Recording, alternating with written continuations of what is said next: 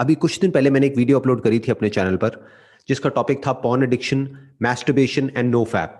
और मुझे अच्छे से पता था कि जैसे ये वीडियो अपलोड होगी बहुत सारे लोग इस वीडियो पर रिएक्ट करेंगे और बिल्कुल वैसा ही हुआ।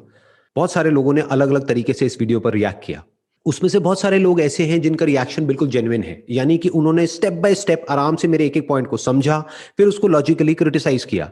बट ऐसे भी कुछ लोग हैं जो बहुत एग्रेसिव हो गए हैं उस वीडियो को देख करके, और उन लोगों ने अपने यूट्यूब चैनल पर कुछ वीडियोस अपलोड करी हैं जिसमें उन्होंने बहुत ही एग्रेसिव लैंग्वेज का यूज किया है। इनफैक्ट मैं कहूंगा अब्यूजिव लैंग्वेज का यूज किया है। जो भी लोग ऐसी अब्यूजिव लैंग्वेज का यूज कर रहे हैं, मेरा आप लोगों को यह सजेशन है, एक बार अपने लॉयर से आप डिस्कस करिए कि ये जो मैं कर रहा हूं इसके क्या रेपरकशंस हो सकते हैं। It is a civil as well as a criminal offence, यानी कि जो हमारी लीगल टीम है वो आपके अगेंस्ट एफआईआर भी लॉन्च कर सकती है और एक डेफेमेशन का केस भी फाइल कर सकती है।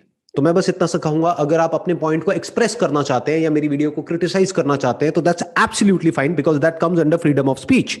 बट अगर आप बहुत ज्यादा एग्रेसिव हो रहे हैं अपनी वीडियो में या कोई अब्यूजिव लैंग्वेज यूज कर रहे हैं तो मेरा आपको यह सजेशन होगा कि एक बार अपने लॉयर से डिस्कस कर लीजिए कि इसके क्या इंप्लीकेशंस हो सकते हैं। तो अब आते हैं आज के हमारे इस वीडियो के टॉपिक के ऊपर। नंबर वन, हम ये समझने की कोशिश करेंगे कि जो साइंटिफिक कम्युनिटी है वो इसके बारे में क्या बोलती है, उनकी क्या राय है। अब वो हम कैसे देख सकते हैं? बहुत ही सिंपल है, गूगल पे जाकर के हमको सर्च करना है इज मैस्टरबेशन हार्मफुल, करके देखते हैं क्या आता है। आप भी ये सर्च करके देख सकते हैं। यहां पर जो टॉप पे लिखा हुआ है that is masturbation can actually be good for your health both mentally and physically, and it's pretty much the safest sex out there. There is no risk of getting pregnant or getting an STD. Masturbation is a normal act used by many to explore their body and feel pleasure. Despite the myths, there are no physical harmful effects. Whether you masturbate is up to you. It doesn't harm your body. The medical community considers masturbation to be a natural and harmless expression. यहां पे इस बात पे ध्यान देना, natural and harmless. अब यहां पर जो बात समझनी जरूरी है वो ये है कि मैस्टरबेशन भी एक्सेस में बुरी है, इसमें कोई डाउट नहीं है। साइंटिफिक कम्युनिटी भी यही कहती है, और अगर लॉजिकली भी हम सोचें तो एक्सेस में हर चीज बुरी होती है। आप ज्यादा खाओगे, ज्यादा पियोगे, वो भी एक्सेस में बुरा है। लिमिट में खाओगे, लिमिट में पियोगे तो कोई बुरा नहीं है। जो इंपॉर्टेंट चीज यहां पर समझने वाली है वो ये है कि ये नेचुरल है, ये कोई अननेचुरल नहीं है, बल्कि सेक्सुअली अपने डिजायर्स को रिप्रेस करना वो अननेचुरल है। इस टॉपिक के ऊपर मैं अब तक 2 वीडियोस अपलोड कर चुका हूं, दोनों के लिंक्स आपको नीचे डिस्क्रिप्शन में मिल जाएंगे। और कहीं भी मैंने ये नहीं कहा है कि आप इसको एक्सेस में करिए। मैंने क्या बात करी है, क्या वर्ड बार बार यूज किया है, that is moderation, that is balance. अगर आप ध्यान से मेरी उन दोनों वीडियोस को देखेंगे तो मैंने कहीं पर भी ये नहीं कहा है कि आप 10-12 साल की एज से ही मैस्टरबेशन करना शुरू कर दो। मैंने क्या कहा है कि जब आप लीगली एलिजिबल हो जाते हो इस तरह की वीडियोस देखने के लिए या शादी करने के लिए, उसके बाद में मैस्टरबेशन करने में कोई बुराई नहीं है। तो मान लेते हैं कि 18 साल की एज में आपकी शादी हो जाती है, जो कि लीगली अलाउड है इंडिया में, और इसको दुनिया की कोई ताकत चैलेंज नहीं कर सकती है। उसके बाद में क्या आप सेक्स नहीं करोगे? क्या सेक्स करना गलती है? अगर ये गलती है और कोई कहता है कि ये गलती है, तो जो ये बात बोल रहा है वो खुद एक गलती का नतीजा है। क्योंकि अगर उसके माँ बाप ने ये गलत काम नहीं किया होता, अगर आप इसको गलत समझते हैं तो इंसान भी इस दुनिया में नहीं होता। तो यहां पर सिर्फ इतनी सी बात समझनी है कि सेक्स कोई गलत काम नहीं है, कोई चोरी नहीं है, कोई क्राइम नहीं है, कोई ऐसा काम नहीं है कि जिसके लिए आपके अंदर गिल्ट आए कि मैंने कुछ गलती कर दी है। ये कुछ भी गलत नहीं है, ये नेचुरल है और पार्ट ऑफ लाइफ है, इसको डिनाई नहीं किया जा सकता है। अब आते हैं फैक्ट नंबर 2 के ऊपर। जो भी लोग नो फैप के बारे में बात करते हैं वो ज्यादातर क्या करते हैं, वो आपको सिर्फ इसके बेनिफिट्स बताते हैं। नो डाउट इसके बेनिफिट्स हैं, बट आपको यह भी समझना है कि इसके नुकसान क्या है। लाइफ में हर चीज का प्लस भी होता है और माइनस भी होता है, प्रोज भी होते हैं, कॉन्स भी होते हैं। कोई भी आप दवाई खाते हो तो उसका बेनिफिट भी होता है और नुकसान भी होता है। तो डॉक्टर को समझना होता है कि इस दवाई का फायदा ज्यादा है या नुकसान ज्यादा है इस कंडीशन में, as per the condition of the patient. तो अब आराम से ये समझने की कोशिश करते हैं कि सेक्स डिप्रिवेशन के या सेक्स रिप्रेशन के क्या साइड इफेक्ट्स होते हैं। Difficulty in sleeping and body tension. इसके पीछे जो लॉजिक है वो बहुत ही सिंपल है। वो क्या है कि ये जो सेक्सुअल एनर्जी है ये बेसिकली क्या है, एक एनर्जी है, जैसे कोई भी एनर्जी होती है। तो जब एनर्जी जरूरत से ज्यादा बढ़ जाती है तो हम एक्साइटेड होने लग जाते हैं और एंशियस होने लग जाते हैं, और जब एनर्जी कम हो जाती है तो हम लेजी हो जाते हैं। तो ना एनर्जी का बहुत ज्यादा होना अच्छा है, ना बहुत कम होना अच्छा है। फिर चाहे वो सेक्सुअल एनर्जी हो या एनर्जी जो हमको खाने से मिलती है, पीने से मिलती है या सनलाइट से मिलती है, वो एनर्जी हो। ना एनर्जी ज्यादा अच्छी है ना कम अच्छी है।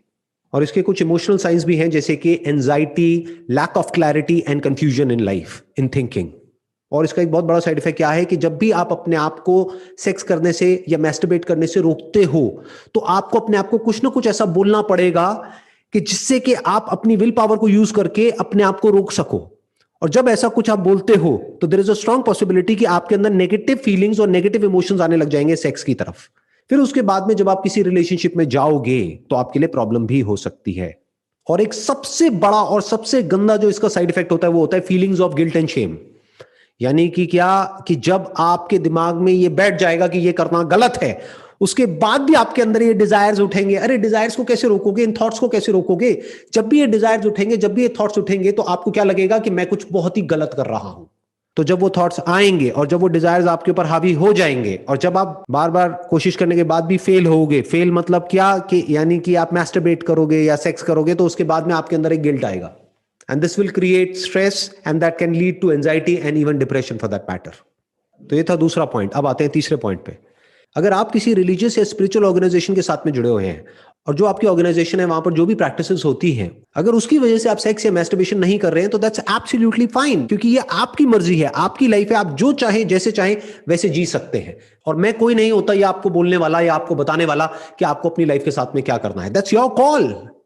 Last but not the least, कुछ भी करने से पहले आपको अपने आप से एक क्वेश्चन पूछना है कि जो भी मैं कर रहा हूं वो कर क्यों रहा हूं? मेरी लाइफ का पर्पस क्या है? मेरा गोल क्या है?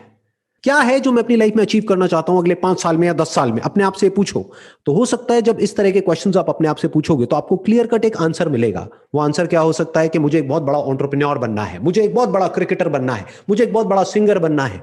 अब अपने आप से क्वेश्चन पूछो कि जो भी आपके आइडल हैं, यानी कि ऑलरेडी जो बहुत बड़े एंटरप्रेन्योर्स हैं, बहुत बड़े क्रिकेटर्स हैं, बहुत बड़े सिंगर्स हैं, क्या वो पूरी तरह से सेक्स को छोड़ करके, मैस्टरबेशन को छोड़ करके वहां तक पहुंचे हैं?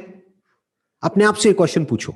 इनफैक्ट बहुत सारे ऐसे भी लोग हैं जिन्होंने ओपनली बात किया है अपनी सेक्स लाइफ के बारे में। तो सेक्स का और सक्सेस का कोई डायरेक्ट कनेक्शन नहीं है आपस में। इनडायरेक्टली तो किसी भी चीज को हम किसी से भी जोड़ सकते हैं, but there is no direct connection. किसी भी फील्ड में जो लोग सक्सेसफुल हुए हैं उसमें 99% लोग ऐसे मिलेंगे जिन्होंने एक मॉडरेट लाइफ जी है।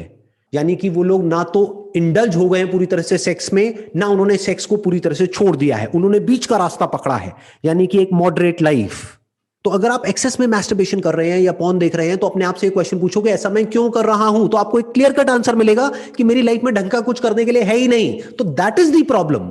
अगर आपके पास में कुछ भी ढंग का होगा अचीव करने के लिए, अगले 5 साल में 10 साल में कोई गोल होगा, कोई पर्पस होगा, जीने की कोई एक्चुअल में वजह होगी, आपको एक ब्राइट अपना फ्यूचर नजर आ रहा होगा, आपके माइंड में एक विजन होगी, तो इन सब चीजों में आप ज्यादा इंडल्ज हो ही नहीं सकते।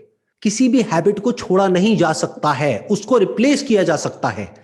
तो अगर आपकी ये हैबिट पड़ गई है पॉर्न देखने की या मैस्टरबेट करने की, तो इस हैबिट को छोड़ने का कोई तरीका नहीं है। एक नई हैबिट बना लो तो धीरे धीरे ये वाली जो हैबिट है अपने आप ही कम होने लग जाएगी और दूसरी हैबिट टेक ओवर कर लेगी और आपकी लाइफ एक अलग डायरेक्शन में चली जाएगी। ये तरीका होता है अपने आप को बदलने का या किसी भी हैबिट को बदलने का। Wish you all the best for your future.